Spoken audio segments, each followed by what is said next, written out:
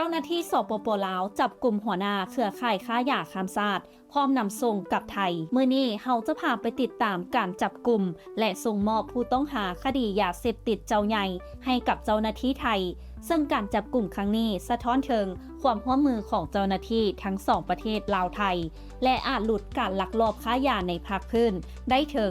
10% เฮาไปติดตามรายละเอียดของข่าวนี้น้ำกันในวันที่ 4 มิถุนายนที่ผ่านมาที่ด่านมิตรภาพลาวไทยแห่งที่ 3ทางการลาวได้ส่งตัวท้าวปิยะนันท์บุญพันธ์อายุ 37 ปีผู้ต้องหาคดียาเสพติดคนสำคัญให้กับเจ้าหน้าที่ระดับสูงจากสำนักงานป้องกันและปราบปรามยาเสพติดหรือปปส.ประเทศไทยหลังได้หลบหนีมาอาศัยอยู่ลาวดนกว่า 2 ปีท้าวปิยะนันท์เป็นผู้ต้องหาคดีขนยาบ้าเกือบ 8 ล้านเม็ดในปี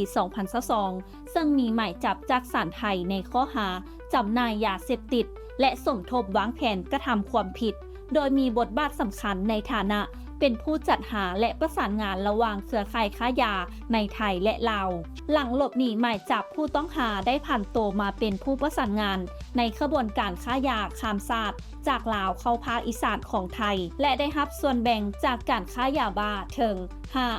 50% ถือว่าเป็นผู้ที่มีอิทธิพลในเครือข่ายภาคอีสานของประเทศไทยโดยกงโดยท้าวปิยะนันท์เป็นหนึ่งใน21ผู้ต้องหาที่ทางการไทยขอให้ลาวช่วยติดตามและส่งกลับคืนทางปปส.ไทยให้ฮู้ว่าการจับกลุ่มครั้งนี้คาดว่าจะช่วยกลุดการลักลอบนำเข้ายาบ้าทางภาคอีสานได้อย่างน้อย